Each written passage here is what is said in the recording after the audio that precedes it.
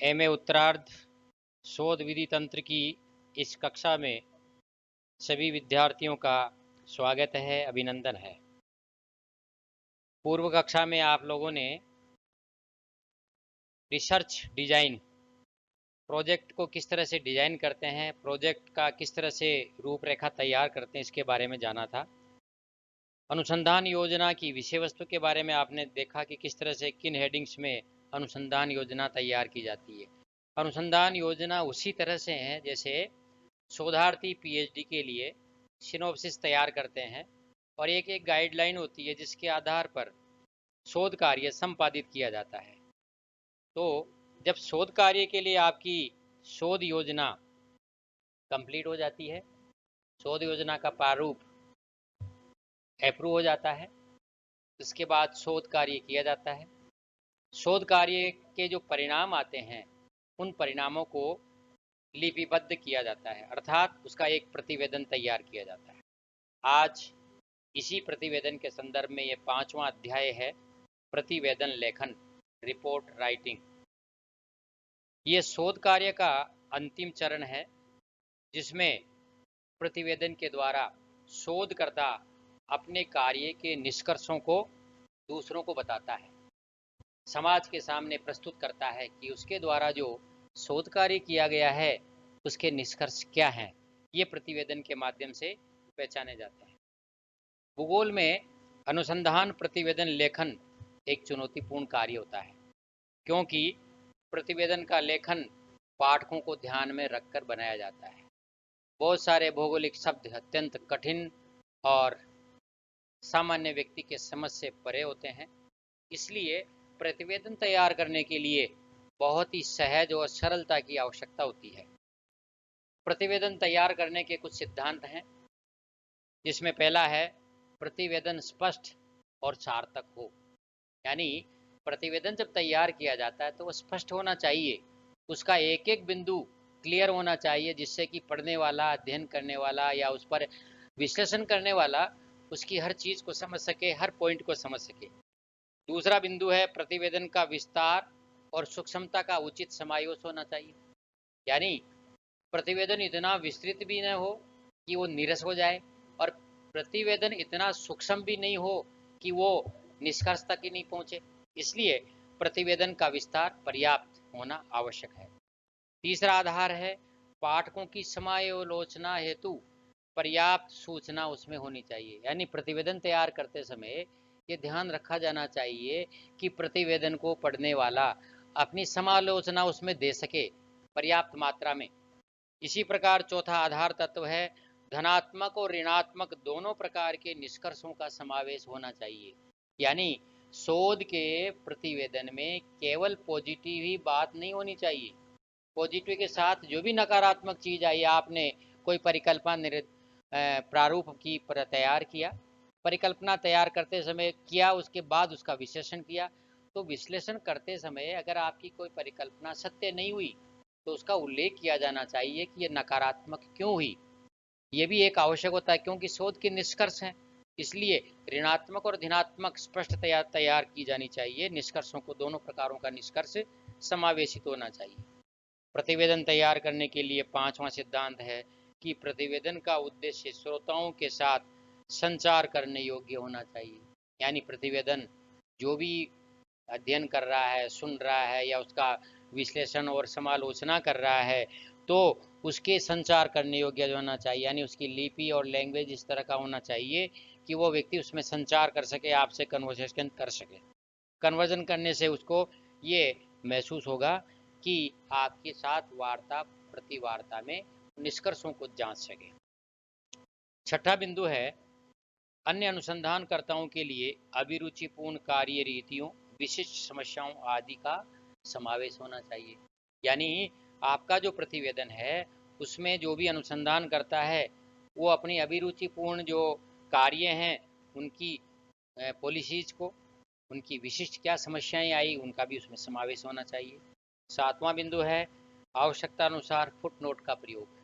यानी प्रतिवेदन में जो तैयार किया जा रहा है उसमें फुट नोट होने चाहिए, जहाँ से भी जो वस्तु किसी विद्वान से या किसी पूर्व अनुसंधानकर्ता से कोई चीज़ ली गई है, उसका उल्लेख किया गया है, तो वो उल्लेख फुटनोट के रूप में उसमें होना चाहिए। इसी तरह सार्थक परीक्षणों से प्राप्त परिणामों को स्पष्ट रूप से व्यक्त किया जाना चाहिए। हमने जो भी सांख्यिकी विधि से कोई परीक्षण किया है, वो कितनी सार्थकता स्तर पर किया गया है, उसका उल्लेख होना चाहिए। और अंतिम आधार बिंदु है, प्रतिवेदन यथासंभव सूक्ष्म होना चाहिए, यानी इतना विस्तृत नहीं हो कि उसके आकार को देखकर कोई समालोचक या अध्ययनकर्ता उसकी तरफ दृष्टि ही नहीं डाले। इसलिए सहज और सरल तथा सूक्ष्म होना चाहिए, जिससे कोई भी जो है रुचिपूर्ण रूप से उसका अध्ययन और समालोचना कर सके। ये थे कुछ प्रतिवेदन तैयार करने की महत्वपूर्ण बातें। अब आते हैं प्रतिवेदन की संरचना, स्ट्रक्चर ऑफ रिपोर्ट, यानी प्रतिवेदन किन हेडिंग्स में बिंदुओं के अंतर्गत लिखा जाता है। सबसे पहला प्रतिवेदन का बिंदु आता है लिखने का प्रस्तावना। ऑब्जेक्ट यानी प्रस्तावना का मतलब ये है कि किसी भी विषय को जो चयन किया गया उसका कॉन्सेप्ट क्या है। तो प्रस्तावना में आता है उसका शीर्षक पृष्ठ, उसकी अनुक्रमणिका, जो भी मानचित्रों का प्रयोग किया गया उसकी सूची, जो सारणियाँ बनाई गई है उन सारणियों की सूची, जो आलेख और आरेख तैयार किए गए हैं उनकी सूची, पराकथन आदि का समावेश किया जाता है। ये किसी भी प्रतिवेदन के प्रारंभ में इन सब को प्रस्तुत किया जाता है। उसके बाद दूसरा बिंदु है समस्या यानी प्रॉब्लम। समस्या के अंतर्गत हम सिद्धांत यानी जो विषय लिया गया है उस विषय से संबंधित क्या सिद्धांत हैं, कौन कौन सी परिकल्पनाएं चयन की गई थी, उन परिकल्पनाओं का उल्लेख किया जाता है। किस विधि तंत्र से आपने शोध कार्य किया है, विधि तंत्र के विभिन्न विधियों और आंकड़ों को एकत्रित करने के साधनों का भी उल्लेख करते हैं। इसी के साथ साहित्य समीक्षा की जाती है, उसका भी उल्लेख किया जाता है कि इस शोध परियोजना में किन किन साहित्यों का आपने अवलोकन किया है, उन साहित्यों में जिन विद्वानों ने वो साहित्य का चयन किया है, उन विद्वानों ने जो शोध कार्य किया उसमें क्या सकारात्मक और क्या नकारात्मक बिंदु रहे उसका उल्लेख करते हैं। और अध्ययन की रूपरेखा प्रस्तुत की जाती है कि प्रस्तुत शोध कार्य किस प्रकार किन अध्यायों में आपने उनको विभाजित करके प्रस्तुत किया है। तीसरा बिंदु है विधि तंत्र। विधि तंत्र में आंकड़ों की संग्रहण तकनीक, परिकल्पनाओं का परीक्षण, चल मूल्यों का परिमापन, विश्लेषण की विधि, पूर्व परीक्षण तथा पायलट परीक्षण आदि का उल्लेख करते हैं। चौथा बिंदु है परिणाम और विश्लेषण। शोध कार्य के दौरान जो परिणाम प्राप्त हुए हैं, जो विश्लेषण प्राप्त हुए हैं, उसका उल्लेख प्रतिवेदन में विस्तृत रूप से किया जाता है, ताकि वो विश्लेषण क्या आपने परिणाम की प्राप्त किए हैं, उन परिणामों के आधार पर क्या निष्कर्ष निकले हैं और उस निष्कर्ष ने आपने क्या योजना प्रस्तावित की है, इसका उल्लेख इस मुख्य बिंदु में किया जाता है जो विस्तृत रूप से करते हैं। पांचवा बिंदु है परिशिष्ट सूचियाँ। ऐसी सूचियाँ जो काफ़ी बड़ी और विस्तृत होती है, वो प्रतिवेदन में मुख्य रूप से नहीं दी जाती है, प्रतिवेदन के अंत में उनका संलग्न किया जाता है, ताकि कोई भी अध्ययनकर्ता या समालोचक उन परिशिष्ट तालिकाओं को अंत में उनके साथ मिलान करके कोई भी निष्कर्ष निकाल सके। छठा बिंदु है संदर्भ सूची। जो भी शोध कार्य में ग्रंथ, पुस्तकें, पत्र पत्रिकाएं, शोध कार्य, शब्द संग्रह आदि का प्रयोग जो किया गया है उनकी एक सूची बनाकर बिब्लियोग्राफी के रूप में अंत में संलग्न की जाती है। और अंत में प्रतिवेदन का जो अंतिम बिंदु है वो शब्द संग्रह है। चूँकि वैज्ञानिक और भौगोलिक शब्द काफ़ी कठिन और पेचीदे होते हैं, जिनका जनसामान्य अर्थ समझ नहीं पाते हैं, अतः कठिन भौगोलिक शब्दों का शब्दार्थ अंत में देना आवश्यक होता है, ताकि विश्लेषण के जो परिणाम जो प्राप्त हुए उनका विश्लेषण करते समय उन शब्दों का सही अर्थ कोई भी अध्ययनकर्ता समझ सके।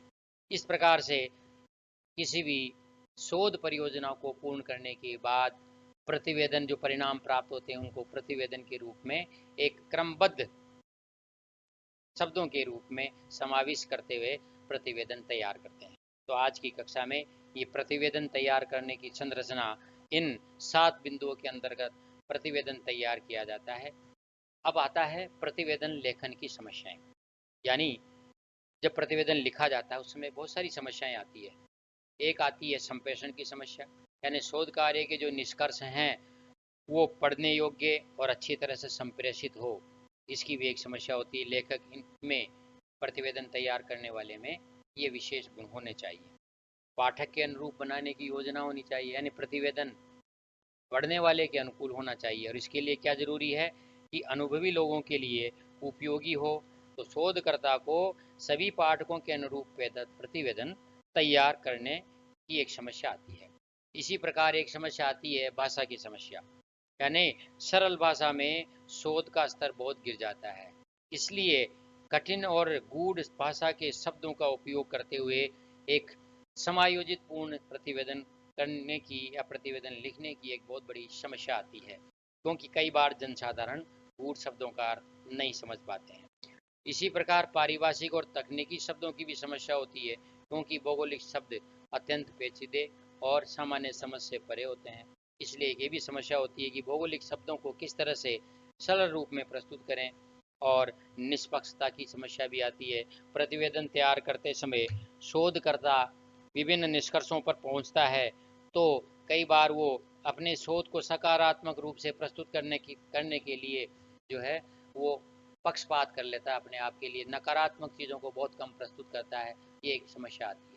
इस तरह से प्रतिवेदन तैयार करने में ये कुछ समस्याएं आती हैं, जिनको ध्यान में रखते हुए प्रतिवेदन सरल, सुस्पष्ट और ग्राह्य होना चाहिए तथा पाठकों को ध्यान में रखकर तैयार करना चाहिए, जिससे कि सभी के लिए उपयोगी हो और सब उस प्रतिवेदन को पढ़कर आगे के शोध कार्य में उसका उपयोग कर सकें। समाज के विभिन्न कार्यों में, विभिन्न विकास की योजनाओं में उसका उपयोग किया जा सके। धन्यवाद।